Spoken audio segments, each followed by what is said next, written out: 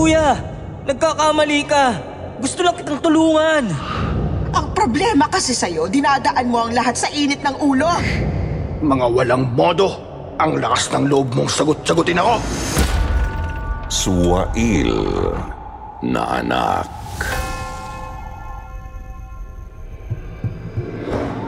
Para sa mga mahilig sa mga kwentong aswang, subaybayan ang aming bagong channel, Sitio Pangil. Pasukin ang nakakakilabot na mundo ng mga aswang. Like and subscribe. Sitio Pangil.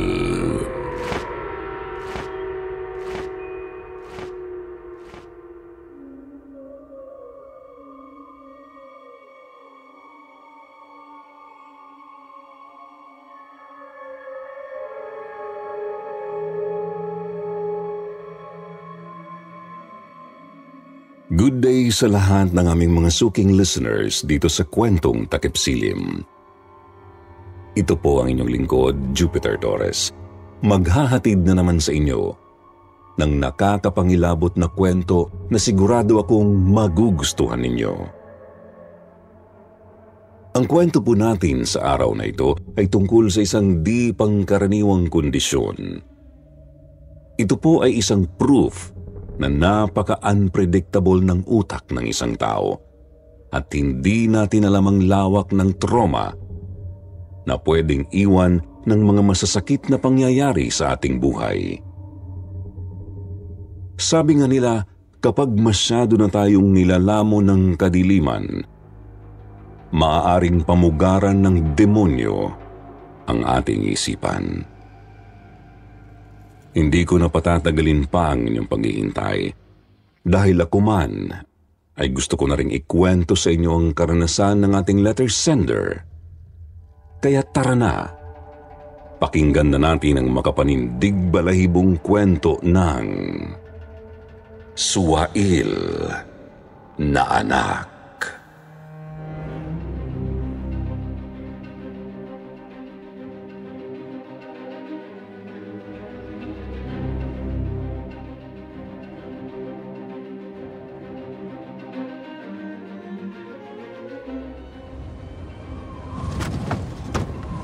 Lubayan mo katawan ni Sandra.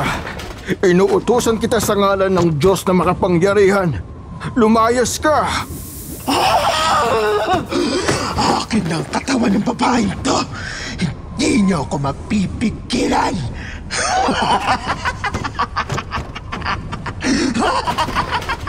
O Diyos na makapangyarihan, tulungan niyo akong alisin ng demonyo to sa katawan ng aming kapatid na si Sandra. Sa bisa ng iyong kapangyarihan, gabayan niyo po kami nang sa gayon ay maligtas namin ang inyong anak. Tulungan niyo kaming sumpuin ng pwersa ng kadiliman. Walang magagawa ang walang kwenta yung Diyos. Hindi niya ako mapipigilan. Mas makapangyarihan ang hari ng kadiliman. Peke ang Panginoon niyo!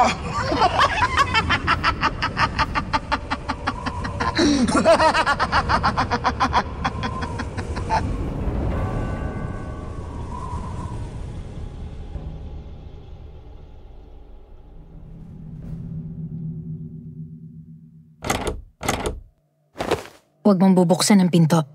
Hindi tayo pwedeng pumasok. Pero tita, kawawa po si mama namin eh. Di ba sinabi ko na sa'yo? Kaya natin ginagawa to para iligtas ang mama nyo? Nasasaktan po siya. Masyado ka pang bata para maintindihan ang lahat ng to. Magtiwala ka lang sa akin. Uli ka na sa kwarto. Matulog na tayo. Pero Kuya Denver... Pagising natin, okay na si Mama. Promise? Oo, promise. Basta mag-pray lang tayo bago matulog. Halata namang nasisiraan lang ng bait ang asawa ko. Ronnie, alam kong hindi ka naniniwala sa Diyos at demonyo. Pero hayaan mo kong gawin to para sa ate ko. Hindi naman ako nangingialam ah. Bahala kayong magmukhang tanga. Denver, sige na. Matulog na kayo ng kapatid mo. Ako nang bahala dito.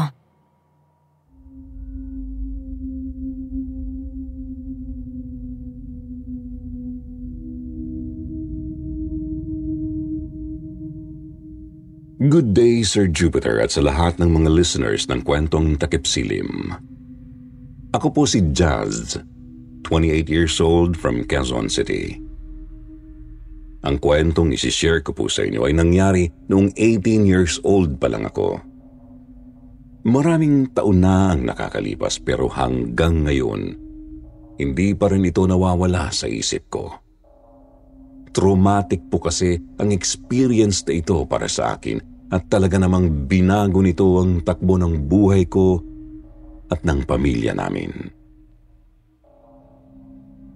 Bata pa lang kami ng Kuya Denver ko nung sinapian raw ng isang demonyo ang mama namin. Ayaw maniwala ni Papa dahil hindi naman daw totoo na may demonyo. Isang atheist po kasi ang papa namin, pero hindi kagaya ng ibang mga kakilala kong atheist na mababait at disente. Iba si Papa. Mas masahol pa yata siya sa demonyo. Laging mainit ang kanyang ulo at maraming beses namin siyang nakitang sinasaktan si Mama. Strikto din po si Papa sa aming mga anak niya. Konting kibot, sinisigawan na kami. Konting pagkakamali, pinagbubuhatan na kami ng kamay. Para bang natutuwa pa siya pag nakikita kaming nahihirapan. Meron po siyang isang maliit na kwarto katabi ng kusina. Dito po niya kami pinapalo ni Kuya. Puno po ang kwartong yun ng iba't ibang pamalo. Mahahabang kahoy, bakal at mga sinturon. Sa murang edad, isang torture room po ang tingin ko sa kwartong yun.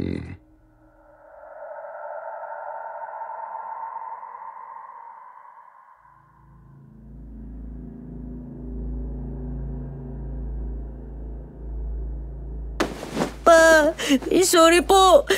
Please po, huwag niyo po ako saktan. Hindi ba? Sinabi ko na sa'yo na huwag kang babalik sa simbahan. Imbes na sundin mo ang gusto ko, sumali ka pa talaga sa choir. Sinusubukan mo talaga ang pasensya ko. Ronnie, maawa ka naman sa anak natin. Hayaan mo na lang siyang magsilbi sa Diyos. Ilang beses ko mang sasabihin sa inyo na walang Diyos. Pasok! Denver, pumasok ka kung ayaw mong mas lalong masaktan.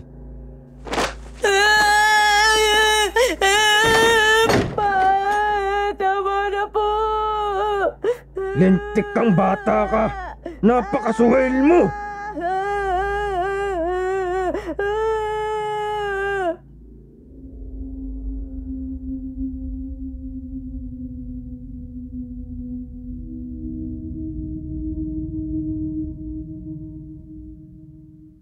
Sa aming magkapatid, si Kuya Denver po ang mas kawawa.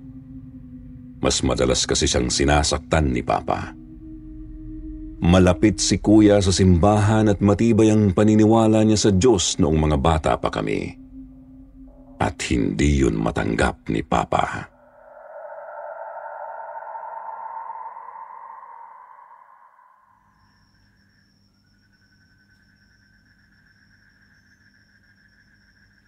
Kuya, ang dami mong pasa. Naawa na ako sa'yo. Lagi ka na lang sinasaktan ni Papa. Okay lang ako. Huwag mo kong alalahanin. Malakas ako, di ba? Tsaka, hindi lang naman ako ang kawawa. Pati ikaw, sinasaktan din ni Papa. Pero, mas madalas kanyang saktan eh. Naalala mo, nang papaluin sana niya ako kasi mababa yung grades ko. Galit na galit si Papa sa'yo kasi pinagtanggol mo ko. Kaya ikaw ang pinapasok niya dun sa kwarto para paluin. Huwag mo isipin yun. Kuya mo ko kaya natural lang na protektahan kita.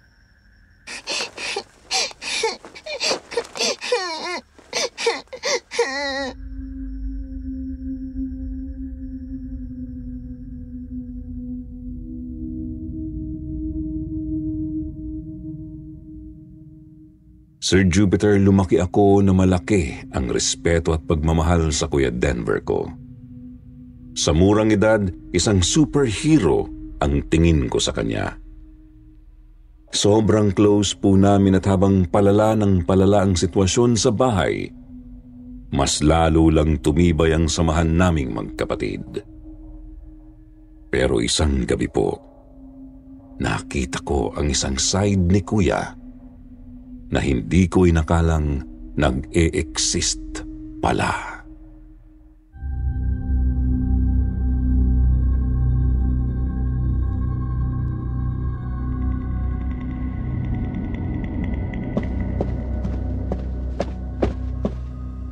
May lalaki ka! Huwag mo akong lukuhin! Huling-huli kitang nakikipaglandian sa palengke! Ronnie, ano ba? Nasasaktan ako! Bitiwan mo ako! Malandi kang babae ka! Papa, tama na po! Mga anak, sige na, matulog na kayo. Diyos ko, Denver! Anak, anong ginagawa mo? Walang ya ka! Demonyo ka! Wala kang puso! Ang dapat sa mga katulad mo, masunog sa impyerno!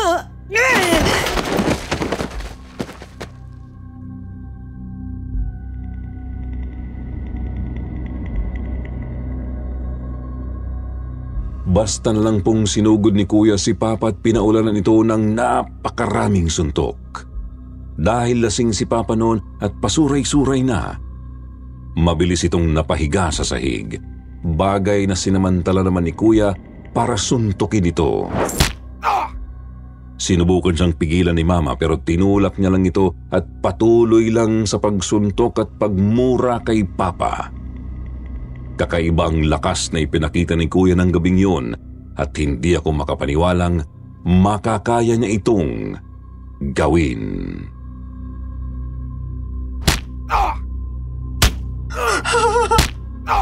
Anak, tama na, please!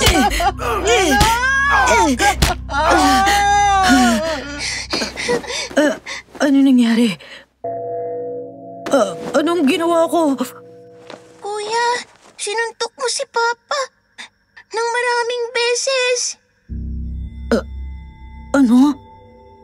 Walang iya kang bata ka! Suhail! Marunong ka ng lumaban ngayon? Sige, tingnan natin kung hanggang saan ang tapang mo! Pumasok ka sa kwarto! Bilis! Gusto mo akong kalabanin, di ba? Pagbibigyan kita! Lintik kang bata ka! Huwag po. Hindi ko sinasadya. Please po, patawarin niyo ako. Ronnie, bitiwan mo si Denver. Itigil mo na to, please!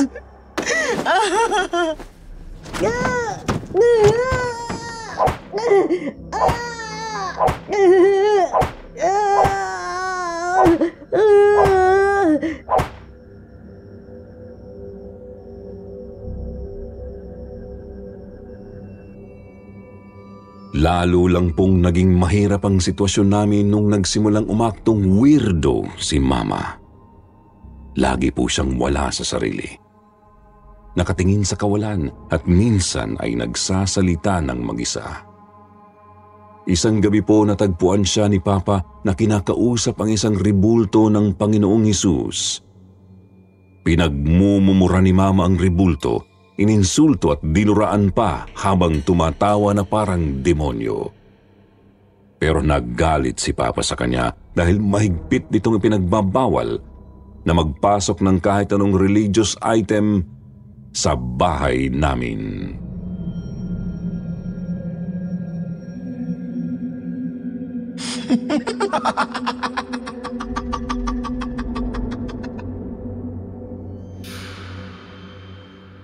Laking gulat po namin nang bigla na lang lumaban si Mama. Kakaibang lakas po ang nakita namin mula sa kanya, Sir Jupiter. Para bang isang mabangis na hayop. Napahiga si Papa sa sahig.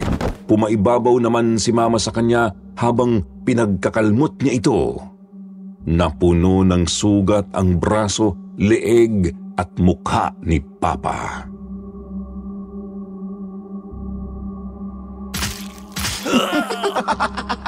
Mama, tama na po! Hindi ka naniniwala sa Diyos. Hindi ka rin naniniwala sa demonyo. Pwes, kaharap mo ngayon ang demonyo. Gago! Papa, tama na po! Nasasaktan na si Mama! Nasisiraan ka na ng bait!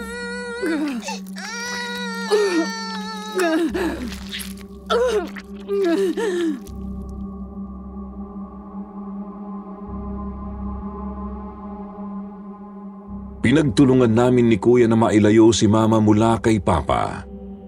Nahirapan kami dahil bukod sa maliit pa ang katawan namin, sobrang lakas ni Mama. Ayaw niyang magpapigil. Si Papa naman ay halos hindi makagalaw dahil sa labis na pagkagulat. Dahil po sa pangyayaring yun ay napilitan na kaming ikulong si Mama sa kwarto at igapos sa kanyang higaan. Tinawagan na rin po namin si Tita Karen, ang kapatid ni Mama, para ipaalam ang sitwasyon. Kumbinsido po si Papa na nasisiraan ng bait si Mama at gusto niya itong ilagay sa mental institution. Pero hindi pumayag si Tita Karen dahil para sa kanya, sinasapian ng demonyo si Mama. Hindi natapos ang pagmamaltrato ni Papa sa amin kahit nung nasa mahirap na sitwasyon si Mama. Patuloy pa rin ang kalupitan niya, lalong-lalo na kay Kuya Denver na mas madalas niyang sinasaktan.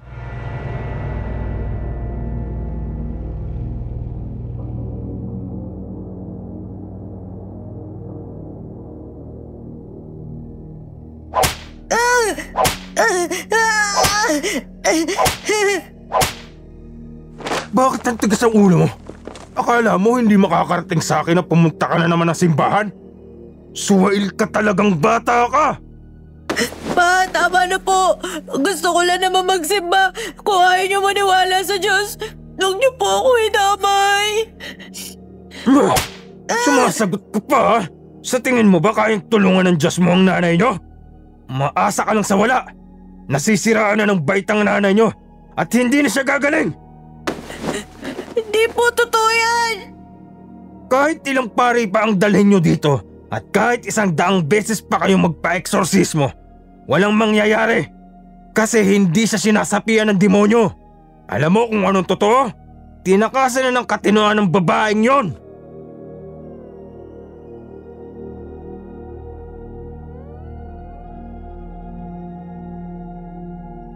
Sir Jupiter, to be honest, may point po sa buhay ko noon na napaisip kung tama nga ba si Papa. Baka hindi sinasapian ng demonyo si Mama. Baka nawala talaga siya sa katinuan. Hindi ko rin naman siya masisisi. Sobrang traumatic ng pinagdaanan niya sa kamay ni Papa. Pero pagkatapos po ng ilang beses na pagbisita ng pari at pagsasagawa ng eksorsismo, sa awa ng Diyos ay tuluyan pong nakaligtas ang mama namin mula sa pagsapi ng demonyo. Hindi po ito naging madali. Pero kinaya niya ang pagsubok na yun. Lagi niyang sinasabi na kami raw ang naging lakas niya kaya nagawa niyang lumaban. Ang akala namin, dito na matatapos ang paghihirap namin. Yun pala. Nag-uumpisa pa lang kami sa tunay na kalbaryo.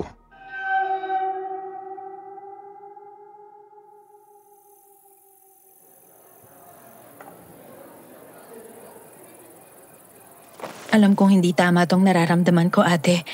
Pero parang mas mabuting ang wala na si Ronnie. Wala siyang kwentang asawa. Kaya hindi rin ako nagtaka na may pumatay sa kanya. Huwag ka nga magsalita ng ganyan. Nagsasabi lang ako ng totoo.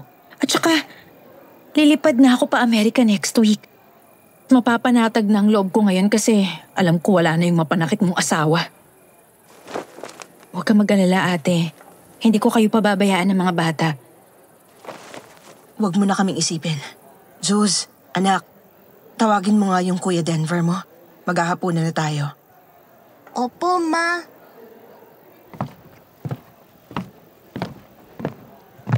Kuya, kakain na raw.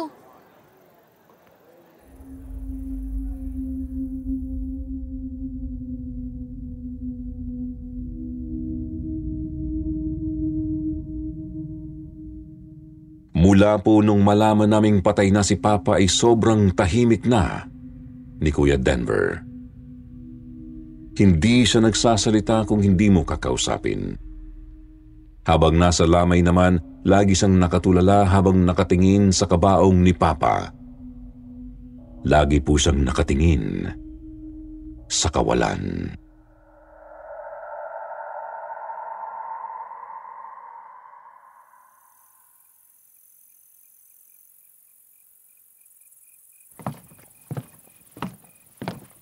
Kuya, kakain na raw, sabi ni Mama.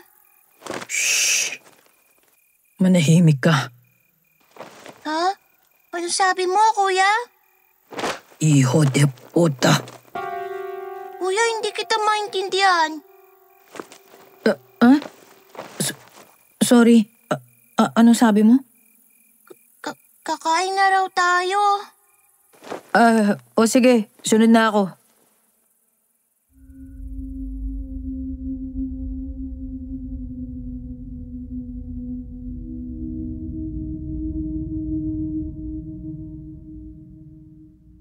Ito po ang unang beses na napansin kong may kakaiba sa Kuya Denver ko.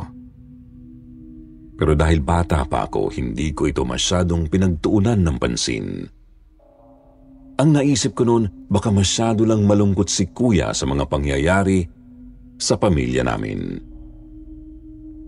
Pero kahit po nung inilibing na si Papa, hindi pa rin naging madali ang buhay namin.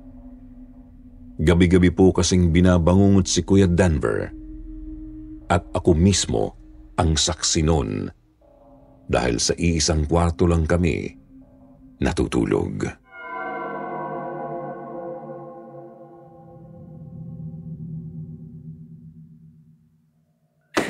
Tama na, Papa. Please po. Huwag niyo po ako saktan. Maawa po kayo. Pa, bitiwan niyo na si Mama. Please.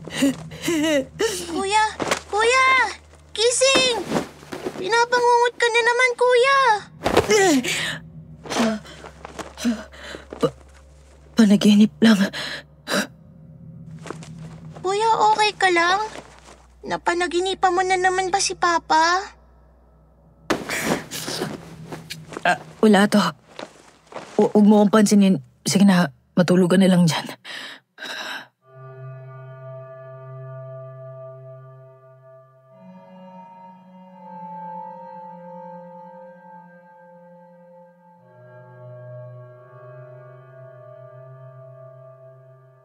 Habang tumatagal, hindi na ganun kadalas binabangungot si Kuya. Natuwa naman po ako dahil ang akala ko'y unti-unti na siyang nakaka-recover. Na-feel ko rin po na nagiging normal na ang buhay ng pamilya namin. Masaya, kalmado at malayo sa gulo. Pero temporary lang pala ang lahat ng iyon. Dahil muli kaming nagkagulo nung pinakasalan ni Mama si Tito Harold. Kababata niya ito at muli silang nagkita sa isang gathering. Branch manager ng isang kilalang bangko si Tito Harold. Magkaedad lang sila ni Mama. Mabait ito, palangiti at palabiro. Unang kita ko pa lang sa kanya, magaan na ang loob ko. Sa totoo lang, gusto ko siya para kay Mama.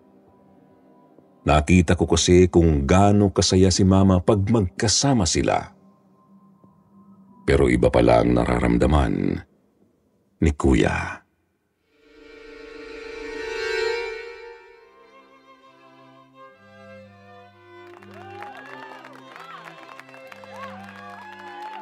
Ang laki ng itim ng gago. Akala mo naman kung sinong santo. Kuya, baka may makarinig sa'yo. Ano naman ngayon? Totoo naman ah. bakit ba palaging mainit ang ulo mo kay Tito Harold? Mabait naman siya sa atin At saka, napapasaya niya si Mama. Nakakasiguro ka bang hindi niya tayo sasaktan? Sinasabi ko sa'yo, darating ang araw, pagbubuhatan rin niya ng kami si Mama. Pati tayo, sasaktan at aabusuhin din niya. Huwag kang magsalita ng ganyan. Subukan lang niya. Ako mismo ang papatay sa kanya, no? Kuya,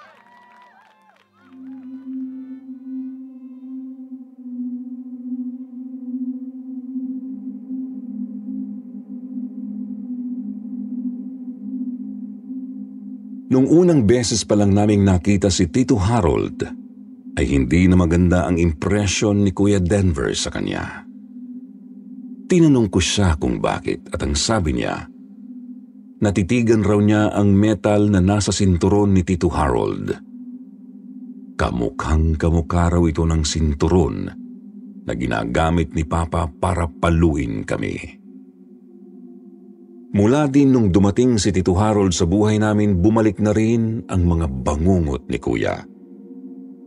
Pero ang hindi ko po inaasahan, ang mga bangungot na yun pala ang sisira sa buhay namin.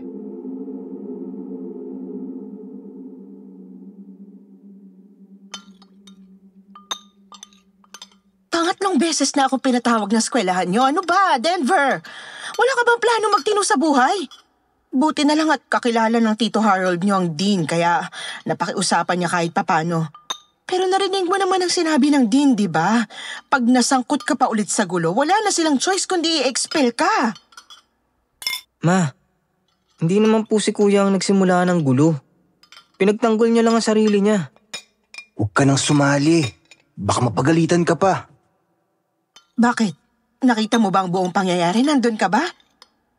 Kilala ko po si Kuya. Hindi siya mananakit ng kahit sino nang walang dahilan. Narinig mo ba yon, Denver? Ang taas ng tingin ng kapatid mo sa'yo. Mahiya ka naman. Magtino ka na. Ang tanda-tanda mo na para sa mga kalokohang to. At saka iho, kung may problema, pag-usapan natin. Alam ko namang hindi madali ang lahat ng bagay sa iyo Pero handa kami makinig. Ikaw. Ano? Ikaw ang problema ko. Denver! Kuya! Huwag kang makisali sa usapan namin dahil hindi ka parte ng pamilyan to. Kahit kailan, hindi kita matatanggap. Kung ano man ang masamang balak mo sa amin, hindi ka magtatagumpay. Kuya, tama na, please. Denver, tama na yan. Sumusobra ka na. Wala kang respeto. Hindi ko maintindihan ang sinasabi mo. Wala akong masamang balak. Sinungaling! Isa kang demonyong nagbabalat kayo. Kagaya ka lang din ng walang kwenta naming ama. Sasaktan mo rin kami. Denver, naintindihan ko kung saan nanggagaling ang trauma mo. At alam ko rin na hindi madali para sa iyo ang magtiwala. Pero sana naman. Tumahimik ka!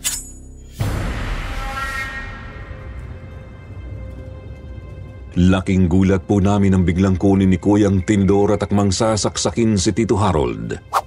Narinig ko ang malakas na pagsigaw ni Mama kasabay ng paghawak ko sa kamay ni Kuya upang pigilan siya. Napansin kong bagamat nanginginig ang mga kamay niya, sobrang lakas pa rin nun at ayaw bitiwan ang hawak na tinidor. Matagal po bago ko siya napakalma. Bumulong ako sa kanya at nang makaawa na tumigil na siya. Napansin ko ang malalim na pagbuntong hininga ni Kuya at ang dahan-dahang paglambot ng ekspresyon sa kanyang mukha.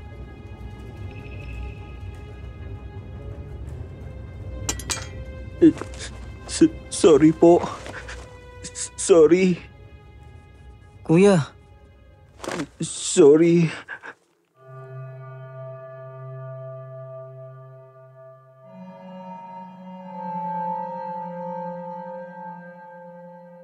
Paulit-ulit po siyang nagsorry habang umiiyak.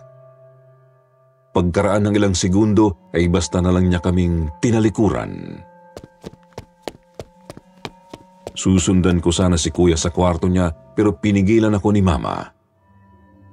hayaan daw muna naming makahinga siya at makapag-isip.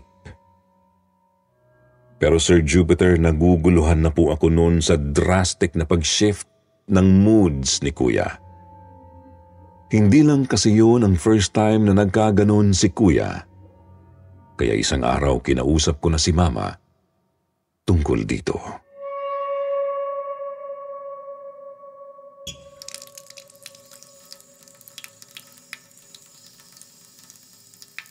Maraming beses ko na pong napansin na nag-iiba ang personalities ni Kuya.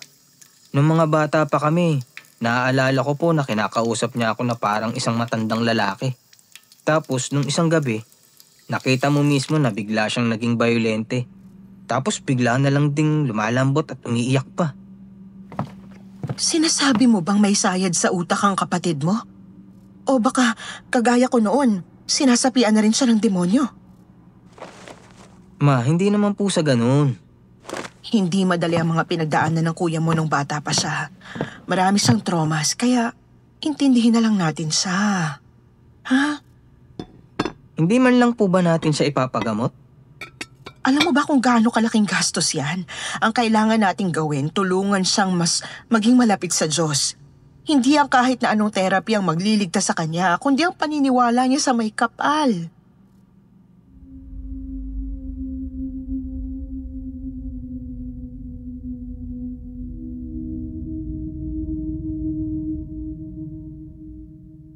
Sir Jupiter, although naniniwala ako sa Diyos, hindi naman po ako naniniwala na yung faith lang ni Kuya ang makakapagsalba sa kanya.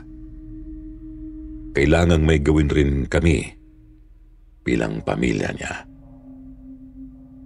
Pero dahil teenager pa lang ako noon at tumaasa lang din ako kina Mama, wala akong nagawa para tumulong.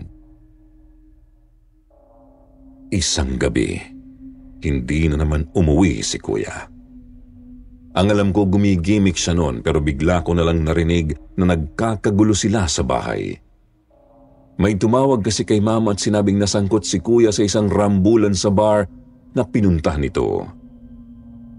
Iniwan nila ako sa bahay at magkasama sila ni Tito Harold na pumunta sa presinto. Hindi po ako makatulog noon habang hinihintay sila. Alalang-alala ako para kay Kuya. Hanggang sa nakauwi na sila ng around 4 a.m.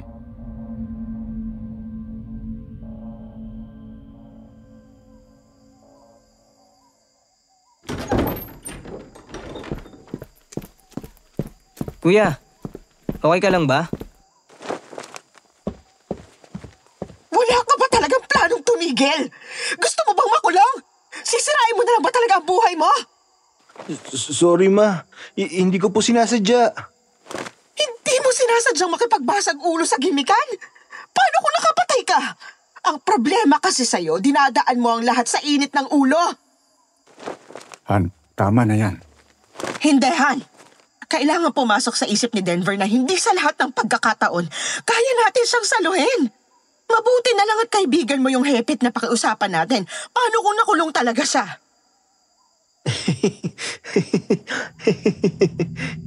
Anong nakakatawa? Kuya, tumigil ka na. Huwag mo nang galitin si Mama. Ang galing mo talaga, Ma. Sa lahat na lang ng sitwasyon, nakakahanap ka ng paraan para ibida yung lalaki mo, no? Anong sabi mo? Siya yung dahilan kaya hindi ako na-kick out sa school. Siya rin yung dahilan kaya hindi ako nakulong ngayon. Utang na loob ko sa kanya ang lahat. Pero naisip niyo ba? Baka siya rin ang dahilan kaya nagkakaganto ako. Denver, tama na. Pumasok ka na sa kwarto mo't matulog. Ako nang kakausap sa iyong mama. Huwag mo nga ako utusan. Kuya, ano ba? Tito, pasensya na po kayo. Sige na po, ako nang bahala dito kay Kuya. Kung hindi nakapasok ang isang demonyong katulad mo sa bahay namin, hindi rin sana ako magkakaganito. Ginagawa ko ang lahat para sa pamilyang ito. Pero kahit anong gawin ko, masama pa rin ako sa paningin mo. Han, I'm sorry. Huwag mo nang pakinggan ang mga sinasabi niya. Ayan, sige. Ilabas mo ang tunay mong pagkatao. Galit ka? Pagod ka na sa akin? Sige, ilabas mo lang yan. Suntukin mo akong demonyo ka. Han, tama na! Tito, tama na po!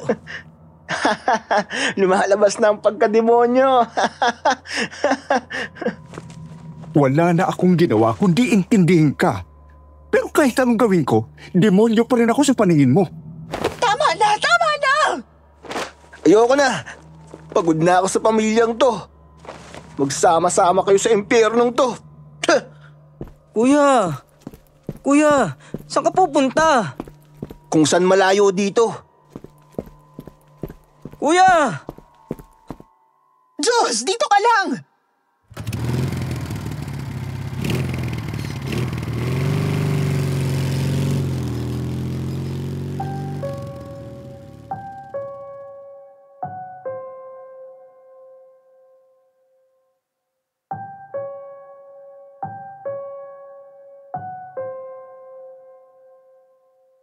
Sir Jupiter, nagulantang po kami sa isang balita na dinala raw si Kuya Denver sa ospital. Nabangga ang minamaneho nitong motor sa isang kotse. Malaki ang pinsalang tinamo niya at kritikal ang kondisyon. Mabilis kaming sumugod sa ospital para tingnan ang kondisyon ni Kuya. At talagang nanghina po kami nang makita ang napakaraming sugat sa kanyang katawan. Wala rin pong malay si Kuya. Comatose at talagang tinapat kami ng doktor at sinabing, hindi ganun kalaki ang chance of survival ni Kuya.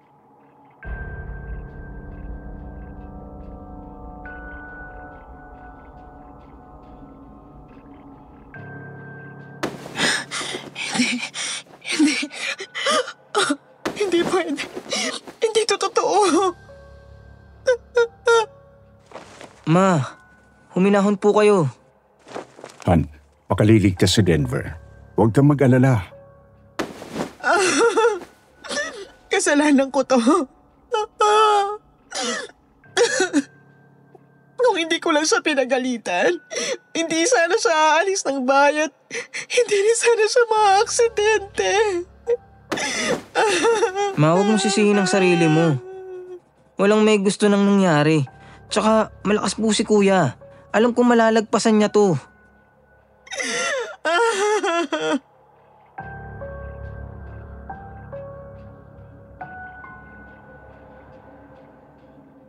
Kilala ko si Kuya Denver at naniniwala ako na hindi siya basta-bastang susuko.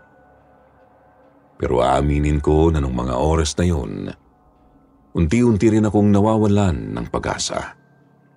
Lalo na po nung lumipas ang 5 araw na wala pa rin kaming nakikitang progress sa kondisyon ni Kuya. Naaawa na rin po kasi ako kay Mama noon. Araw-gabi siyang nasa ospital, hinihintay na magising si Kuya. At hindi tumigil na sisihin ang sarili niya. Hanggang isang araw nangyari ang hindi namin inaasahan. Nasa loob po kami noon ng chapel. Ipinagdarasal ang kalagayan ni Kuya nang malaman namin ang milagrong nangyari. Bigla pong dumating si Tito Harold at sinabing nagkamalay na raw si Kuya. Sir Jupiter, hindi po ako makapaniwala sa nangyari. Para nga itong isang milagro. Nagising kasi si Kuya Denver na bagaman maraming sugat ay parang walang nangyari. Nakangiti siya at mahigpit pa kaming niyakap. Ilang beses nagsorry si Mama sa kanya pero ang sabi ni Kuya, walang may kasalanan sa nangyari. Pagkatapos itong tingnan ng mga doktor, binigyan na ito ng clearance na makalabas ng ospital. Hindi rin po makapaniwala ang doktor sa nangyari. Nakakamangha raw ang recovery ni Kuya at maituturing raw na isang milagro. Pero hindi na namin ito masyadong pinagtuunan ng pansin. Ang importante kasi sa amin nung oras na yun ay okay na si Kuya.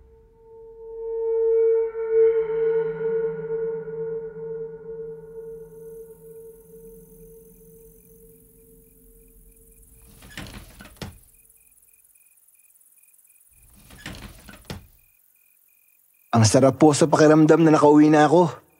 Namiss ko ang bahay natin kahit hindi naman ako ganun katagal na nawala. Kung alam mo lang kung gaano ako kasaya na okay ka na at nakabalik ka na ulit dito, anak. Kailangan po ba talaga naka-wheelchair ako? Kaya ko naman na po sarili ko. Hindi, ayoko mapagod ka. Tsaka ka na tumayong mag-isa pag sigurado na tayong okay ka na talaga, ha? Makinig ka na lang sa iyong mama. Nag-aalala lang siya para sa iyo. Opo, Tito Harold. Tsaka, pasensya na rin po sa mga nagawat na sabi ko. Hindi ko alam kung anong pumasok sa isip ko. Maling-mali po ako. Huwag mo lang isipin yon. Pamilya tayo. Kaya dapat nagpapatawaran din tayo. Napakasaya ko na marinig ang mga salitang yan mula sa'yo. Naging wake-up call ko po kasi ang nangyaring aksidente. Masyadong maikli ang buhay para magalit at maging masama sa kapwa. Dapat matuto tayo magpatawad, magmahal, tsaka tanggapin ng Diyos sa buhay natin. Second life ko na po ito at naniniwala akong bigger purpose kung kaya't binigyan ako ng Panginoon ng pangalawang pagkakataon para mabuhay. Totoo yan. Masaya na ako at naisip mo na ang mga bagay na yan ngayon. Oh, Jazz. Kanina ka pa tahimik dyan ah. Hindi ka ba masaya na okay na ako? Ha? Siyempre naman, masaya ako.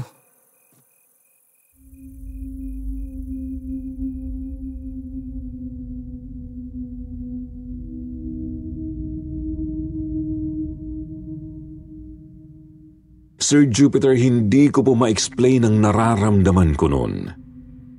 Dapat ay masaya ako dahil na-realize na rin ni Kuya ang mga pagkakamali niya.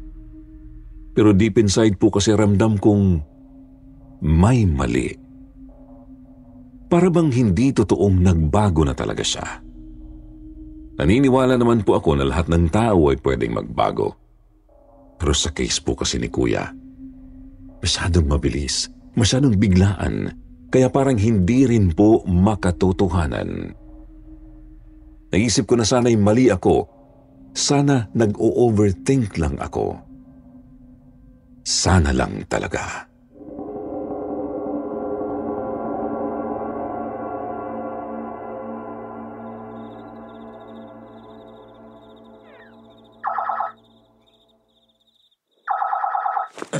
Ano yun? Gabi na. May naglalaro pa. May bata ba dito sa bahay?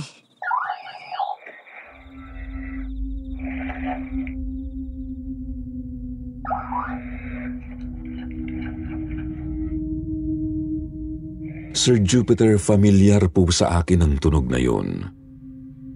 Kung hindi ako nagkakamali, ito yung paboritong robot na laruan ng kuya ko nung mga bata pa kami. Pero matagal na yung nakatambak at hindi ginagamit. Akala ko nga'y hindi na yun gumagana. Lumabas ako ng kwarto at sinundan kung saan nanggagaling ang tunog. Hanggang sa na-realize kong galing ito sa loob ng kwarto ni Kuya.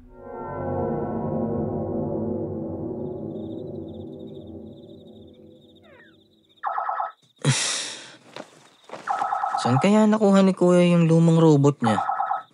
Tsaka, paano niya ito napaandar?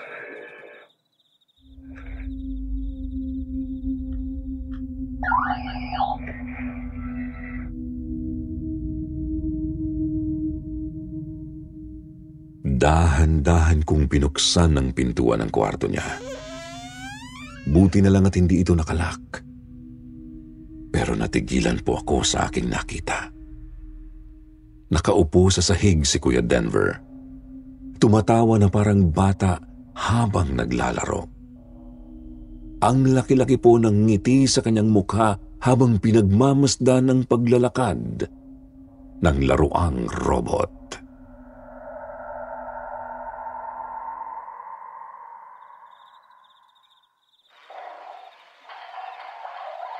Wow, ang galing-galing! Ang astig naman ng laruan ko!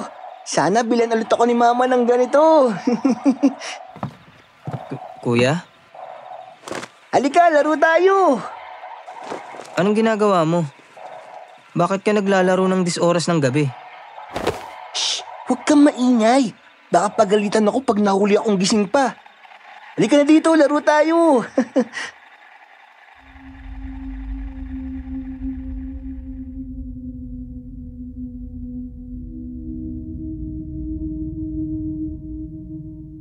Sobrang nawirduhan po ako sa inaasal ni Kuya. Para po kasi siyang bata kung magsalita o kumilos. Pero dahil gusto ko po siyang mas maintindihan, pinagbigyan ko siya. Umupo ako sa sahig kaharap niya at pinagmasdan siyang masayang naglalaro. Pero nagulat po ako nang bigla niyang pinatay yung tunog ng robot at basta na lang itong tinapon.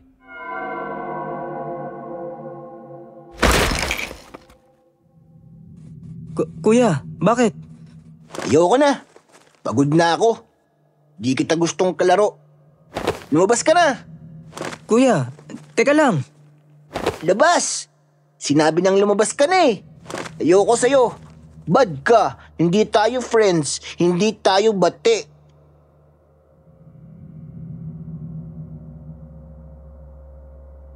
Wala po akong nagawa kundi ang lumabas. Para po kasi siyang bata na nagtatantrums at natakot ako na baka kung hindi ko gawin ang gusto niya ay mas lalo lang siyang magalit sa akin. Takang-taka po ako nung oras na yon, Sir Jupiter. Ano ba ang nangyayari kay Kuya?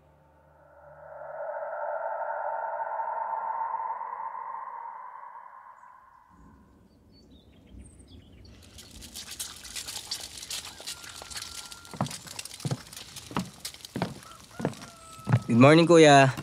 Ang aga mo nagising ah. Oy, good morning. Gising ka na pala. Oo, maaga akong bumangon eh. Nagdilig ako ng mga halaman sa labas. Tsaka nag-exercise. Nag-meditate. Tsaka nagbasa ng Bible. Ang dami mo na palang nagawa ah. Gumising ka kasi nung maaga para masamahan mo naman ako minsan. O sige ba? Teka, okay ka na ba? Kagabi kasi, parang wala ka sa sarili mo. Kagabi? Anong sinasabi mo?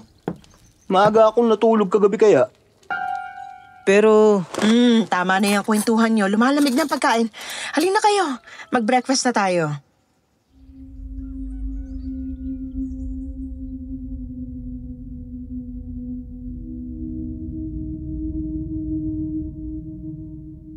Hindi ko alam kung talagang walang maalala si Kuya o nagmamaang-maangan lang siya. Dahil po sa pangyayaring yun, naisip kong kausapin si Tito Harold. Nasubukan ko na po kasing i-open up ito kay Mama at parang in denial siya sa problemang kinakaharap namin. Kaya nagbaka sakali na po ako kay Tito Harold bilang siya naman ang padre de pamilya namin. Isang gabi naabutan ko siyang nagpapahangin sa labas ng bahay at nagyoyosi. Kinuha ko na po ang pagkakataong yun para sabihin sa kanya ang iniisip ko.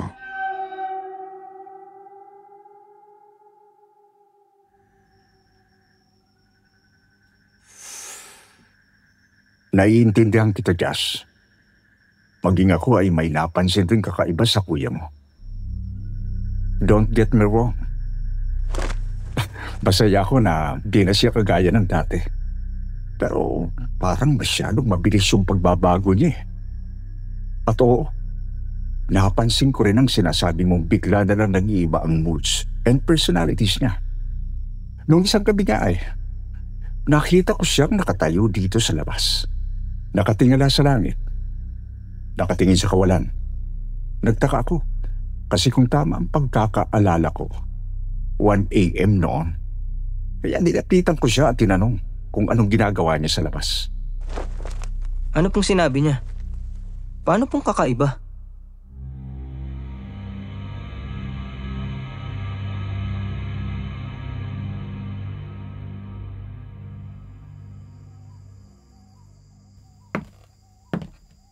Denver, anong ginagawa mo rito sa labas? Ang lamig na dito ah. Pumasok ka na sa kwarto mo at magpahinga. Manahimik ka! Ano? Hindi ka ba makatulog? May problema ba, Denver? Sinabi kong manahimik ka! Wala kang galang! Huwag mo nga ako sigawan. Hindi ako nakikipag-away sa'yo. Ano na bang nangyayari sa henerasyon ngayon? Mga walang modo! Suwail! Ang lakas ng loob mong sagot-sagutin ako! Kung gusto ko pagtaasan ka ng boses, pagtataasan kita ng boses! Naintindihan mo? Ano ba nangyayari sa'yo? Iyo de puta! Gabi na, wala pa rin ang pinapabili kong tobako at alak. Tunay ngang napakawalang kwenta ng mga taong nakapaligid sa akin. Pag ako napuno, lalatiguin ko kayong lahat. Madre de puta! Denver, ano ba? Tama na yan. Anong nangyayari sa'yo? Tito Harold, ano pong... bakit po kayo nandito? Nabutang kita dito sa labas. Kaya nilapitan kita. Kasi baka hindi ka makatulog. Pero bigla mo akong sinigawan. Sinigawan? Imposible pong sinasabi nyo. Hindi na ako dating Denver na nakilala nyo. Wala na pong puot sa puso ko. Dahil nahanap ko ng kapayapaan sa piling ng ating Panginoon. Pero... Magpapahinga na po ako. Kayo rin po. Magpahinga na kayo. Malalim na ang gabi.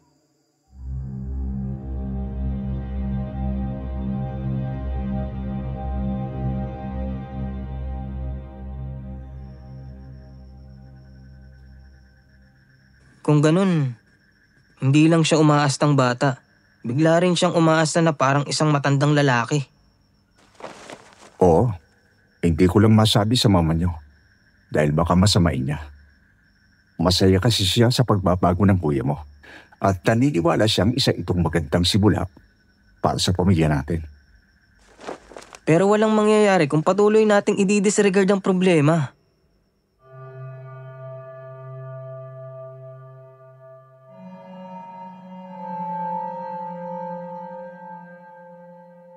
Mula po noon ay mas inobserbahan ko pa ang behaviors ni Kuya.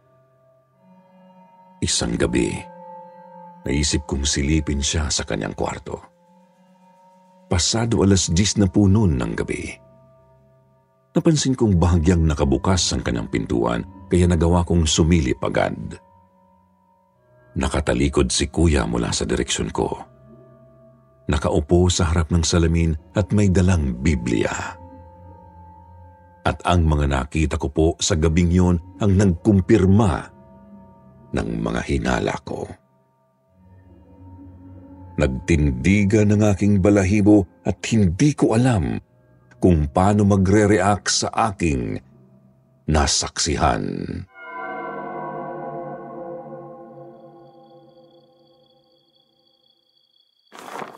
Isaiah 41 verse 10. Huwag kang matakot sapagkat ako'y sumasa iyo. Huwag kang manglupaypay sapagkat ako'y iyong Diyos. Aking palalakasin ka. Oo, aking tutulungan ka. Oo, aking aalalayan ka ng kanang kamay ng aking katuwiran. Sorry po, hindi na po ako magbabasa ng Bible. Huwag na po kayong magalit sa akin, Papa. Huwag po, maawa po kayo. Huwag niyo po akong saktan. Tama na po. Ang sakit-sakit na, Papa. Maawa ka sa akin. Diyos ko. Kuya, anong nangyayari sa'yo? Tumigil ka. Anong karapatan mong maltratuhin ng isang inosente at walang kalaban-labang bata? Duwag na demonyo ang tawag sa mga taong katulad mo. Ang dapat sa'yo ay masunog sa impyerno.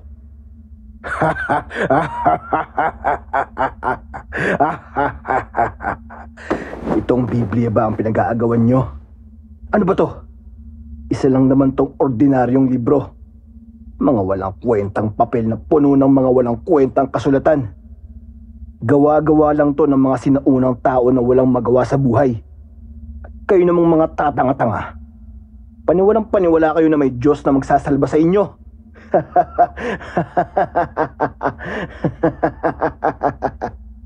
Kuya, Sino yan? May tao ba dyan?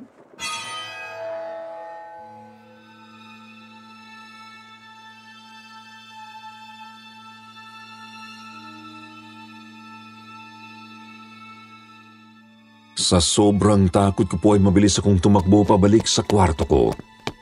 Isinara ko ang pintuan at inilak pa yun just in case na sundan ako ni Kuya. Nanginginig po ako noon sa takot, Sir Jupiter.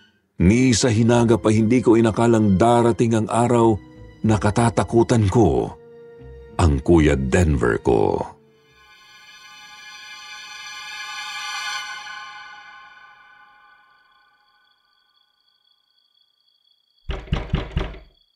sino yun?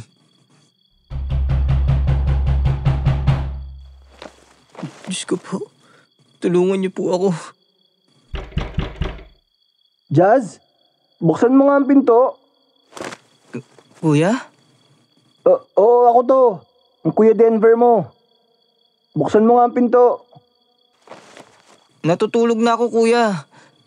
May kailangan ka ba? Buksan mo ang pinto.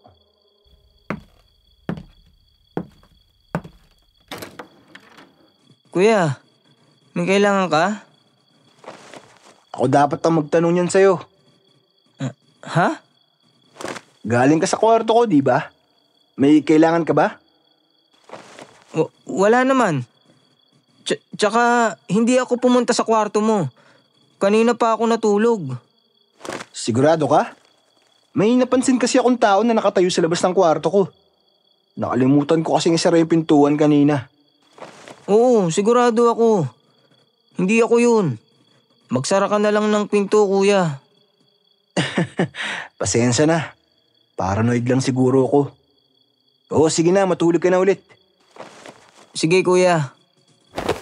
At wag na wag kang pupunta sa kwarto ko nang hindi nagpapaalam. Ano? Wala. Sabi ko, magpapahinga na rin ako.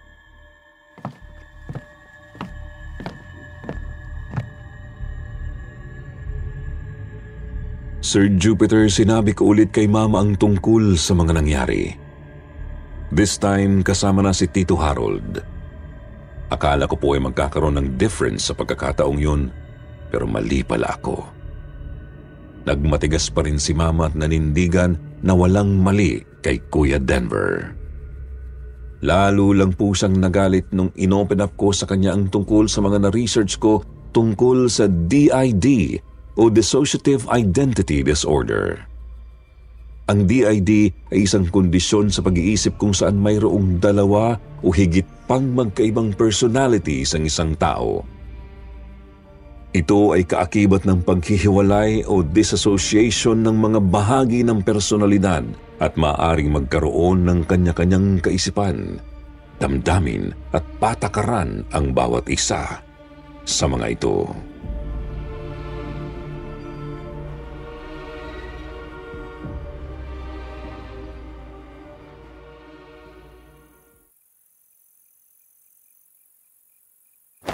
Hindi baliwang Kuya Denver mo! Ma, sinasabi ko to hindi para siraan si kuya. Sinasabi ko to dahil kailangan natin siyang tulungan. Hindi pwedeng iasa lang natin sa Diyos ang kondisyon niya. Han, may point naman si Josh. Baka kung patatagalin pa natin to, mas lalo lang lumala ang kondisyon ni Denver. Wala akong anak na baliw! Naiintindihan niyo?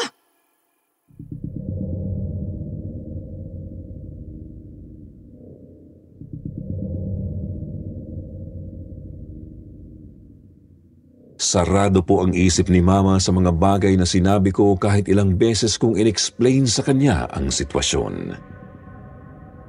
Kaya mas lalo po akong nag-alala na baka mas lumala pa ang kondisyon ni Kuya.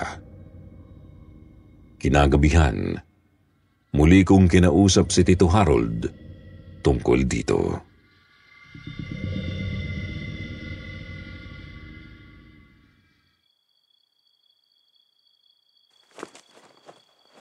Tito, sa tingin ko po ay kailangan nating dalhin si kuya sa psych ward. Hindi safe na kasama natin siya dito sa bahay. Kuya ko siya. At alam kong hindi niya gugustuhin saktan ng kahit na sino sa atin. Pero paano naman ang ibang personalities niya? Hindi natin alam kung anong kayang gawin ng mga ito. Tama ka. Hindi nga safe na naandito siya sa bahay. Mas okay kung nasa isang facility siya na kaya siyang alagaan. At alam kung paano i-handle ang kondisyon niya. Huwag kang mag-alala. Kakausapin ko ulit ang iyong mama. Hindi ako susuko hanggat hindi ko napapaintindi sa kanya ang sitwasyon. Thank you po. Walang iya ka! Denver, ano ba? Kuya! Wag! Please, tama na! Namanipula ka na rin ng demonyo! Gusto mo akong ilayo sa bahay na to para magtagumpay kayo sa mga plano nyo! Kuya! Nagkakamali ka! Gusto lang kitang tulungan! Pinagtutulungan nyo ako! Mga kampo ng dilim!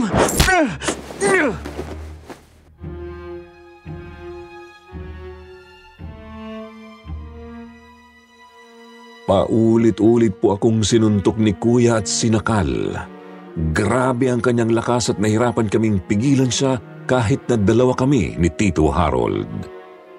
Nakakapangilabot po ang ekspresyong nakita ko sa kanyang mukha habang sinasakal ako. Para po siyang sinasapian ng demonyo at tila gustong-gusto niya akong patayin.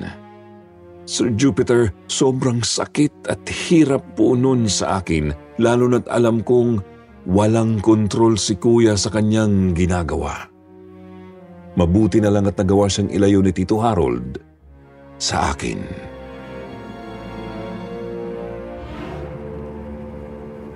Denver, ano ba? Tumigil ka na! Bitiwan mo ko!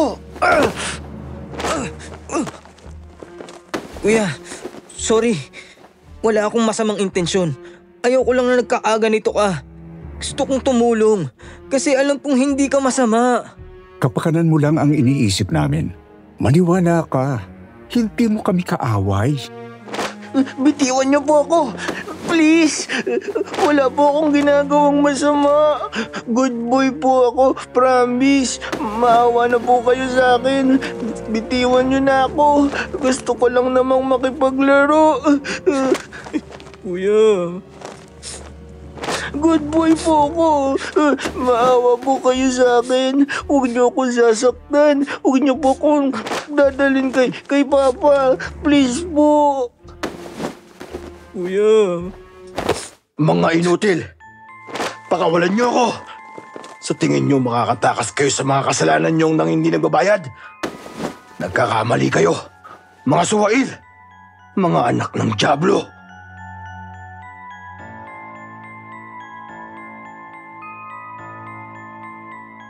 Dahil po sa pangyayaring yun, wala kaming choice kundi ang ikulong muna si Kuya sa kanyang kwarto.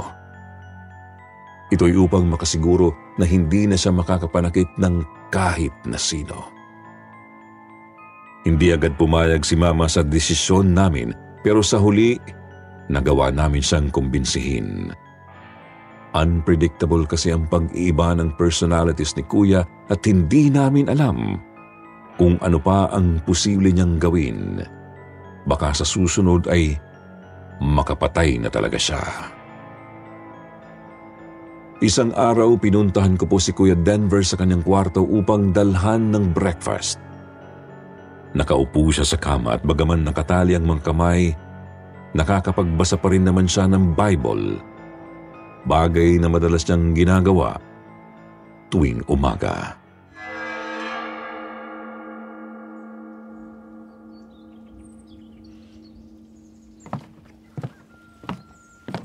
Good morning, Kuya. Mateo 11 verse 28. Kayo'y magsiparito sa akin. Kayong lahat na nahihirapan at nabibigat ang lubha. At kayo'y bibigyan ko ng kapahingahan. Kumain ka na? Nagdala ako ng breakfast mo. Ang Bible verse na to ang lagi kong tinatanim sa aking isipan sa tuwing nahihirapan ako. Alam ko na narito ang Diyos upang pangalagaan at protektahan ako. Pero may hihingin lang sana akong malit na pabor sa'yo. Ano yun? Pwede mo ba akong pakawalan kahit ngayon lang? Araw ngayon ng linggo. Kailangan kong dumalo sa misa. Hahanapin ako ni Father. Kung gusto mo, sumama ka sa akin. Kuya, pasensya ka na. Sana maintindihan mo na ginagawa lang namin to para sa kapakanan mo. Kalokohan! Kuya, ba't mo pinupunit ang Biblia? Naniniwala ba talaga kayo dito? Walang Diyos! Mga tanga!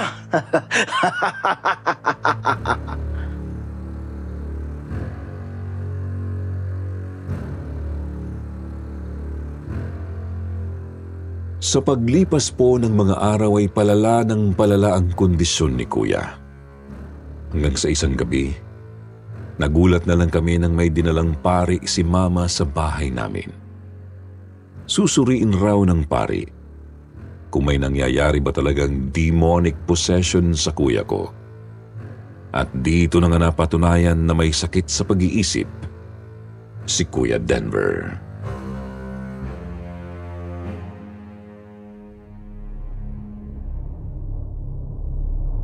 Father, sigurado ba kayo hindi sinasapian ng demonyong anak ko? Kasi sinaniban na rin ako dati. Baka hindi pa talaga tuluyang nilulubayan ng demonyong pamilya namin. Ngayon, ang anak ko naman ang gusto niyang biktimahin. Baka pwede po kayo magsagawa ng eksorsismo. Please, Father, iligtas niyo po ang anak ko. Sinabi ko na to sa'yo, Sandra. Hindi tayo pwedeng magsagawa ng eksorsismo nang walang sapat na basihan.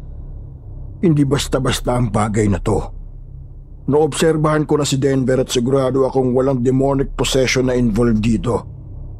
Mas mabuti kung makikinig ka sa asawa at anak mo. Kailangang ipatingin nyo na si Denver sa psychiatrist. Pero Father, hindi baliw ang anak ko. Bukod sa pagdarasal, kailangan rin may gawin kayo upang tulungan siya at upang protektahan ang mga sarili nyo. Sandra, pasensya na. Pero hindi na to sakop ng kakayahan ko bilang isang alagad ng Diyos.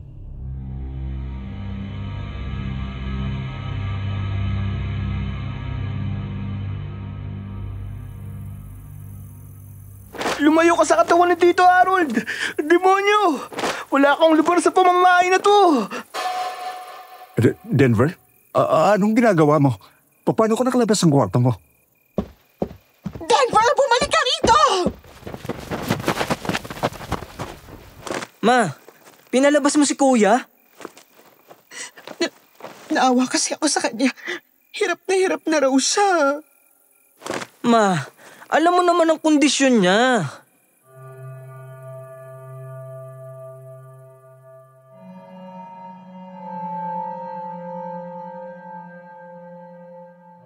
May hawak po na crucifix si Kuya Denver at paulit-ulit na tinawag na demonyo si Tito Harold. Para bang gusto niya itong i-exorcise.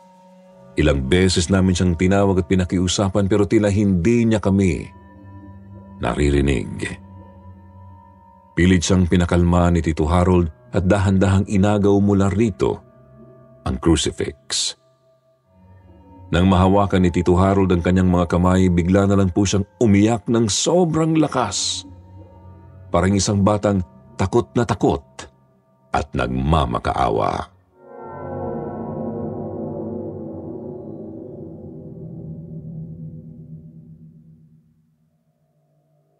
Papa, sorry! Huwag niyo po akong paluin! Hindi, Denver. Hindi kita sasaktan.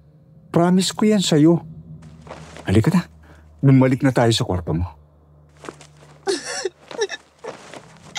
Anak, halika na. Makinig ka sa amin. Hindi! Ma!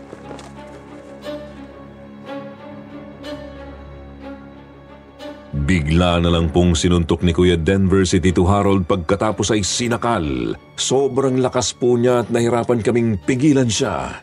Ilang beses pa nga kaming nadapa ni Mama sa sahig dahil tinutulak niya kami tuwing pinipigilan namin siya. Sir Jupiter, nakakapangilabot po ang malademonyong ekspresyon sa mukha ni Kuya. Sobrang dilim niyang tingnan walang awa at tila hindi magdadalawang isip na pumatay.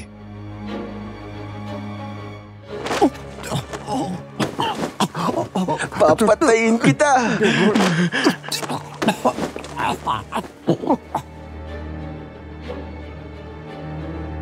Laking gulat po namin nang bigla niyang damputin ang kutsilyo na nasa di kalayuan. Sabay kaming napasigaw ni Mama at sinubukan siyang pigilan pero hindi kami nagtagumpay.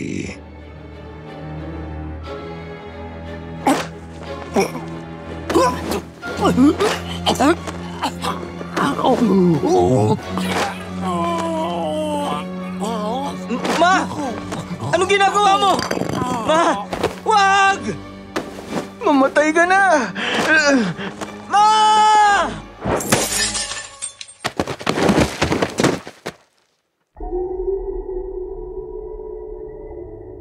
Nanlaki po ang mga mata ko nang biglang hampasin ni Mama ng flower vase si Kuya. Dahil dito ay nabitiwan niya si Tito Harold. Bumagsak si Kuya sa sahig at nawalan ng malay. Ako naman ay naistatwa sa aking kinatatayuan at hindi makapaniwala sa aking nasaksihan. Habol-habol ni Tito Harold ang kanyang paghinga, umaagos ang dugo sa kanyang braso at nanlalaki ang mga mata habang pinagmamasdan si Kuya. Samantala tulala naman si Mama. Pero kapansin-pansin ang pagbagsak ng kanyang luha.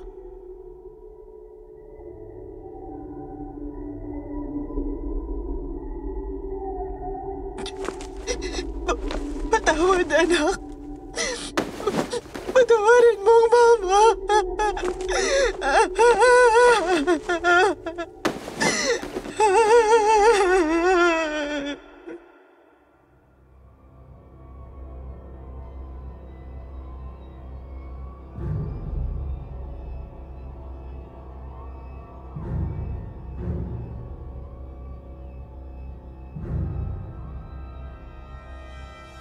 Tinatagan ko po ang aking sarili, Sir Jupiter. Kahit na nanginginig ang aking katawan ng oras na yon, nagawa ko pa rin pong tumawag ng ambulansya at pulis. Mabuti na lang po at mabilis silang rumisponde. Kaagad nilang dinala si Tito Harold at Kuya sa ospital upang magamot.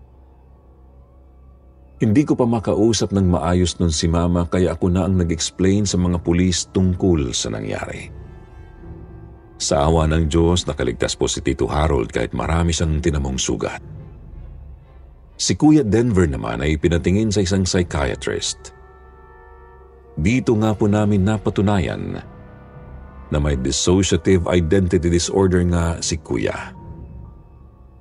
Hindi po ito common na mental disorder sa Pilipinas at ang iba pa daw sa kanila ay napagkakamalan pang sinaniban ng demonyo o masamang espiritu. Ang personality po niya bilang isang bata ay ang nagre-represent ng trauma niya noong bata pa siya at palaging inaabuso ng papa namin. Kaya rin daw siya may personalidad na sobrang religious ay dahil sa pinagbabawalan siya dati na i-express ang kanyang pananampalataya. Ang matandang lalaki naman po ng personality ang naging coping mechanism niya upang kahit paano'y maging matapang siya at may pagtanggol ang sarili. At ang violenteng personality naman niya ang naglalabas ng kanyang galit na matagal niyang kinimkim mula pa nung mga bata kami. Sa kasalukuyan po ay nasa mental facility pa rin si Kuya Denver. Nadadalaw namin siya minsan pero under strict supervision dahil unpredictable nga ang pagbabago ng kanyang personalities. Tuwing pinupuntahan namin siya, madalas naming nakakausap yung religious side niya. Palagi niyang sinasabi na gagaling raw siya sa tulong ng kanyang pananampalataya. Kaya naman po kahit alam kong imposible, umaasa ako na balang araw, gagaling siya at makakasama naming muli. Masaya naman po ang buhay namin ngayon ni Mama at Tito Harold. Pero minsan hindi talaga namin maiwasang maramdaman na may kulang. lalo na po ako dahil isang napakalaking parte ng buhay ko si Kuya Denver. Hindi lang ako nawalan ng kapatid, nawalan ako ng superhero. Hanggang dito na lang po ang aking kwento. Maraming salamat po kung sakaling mapili nyo itong feature. Sana po nagustuhan nyo at may natutunan kayo.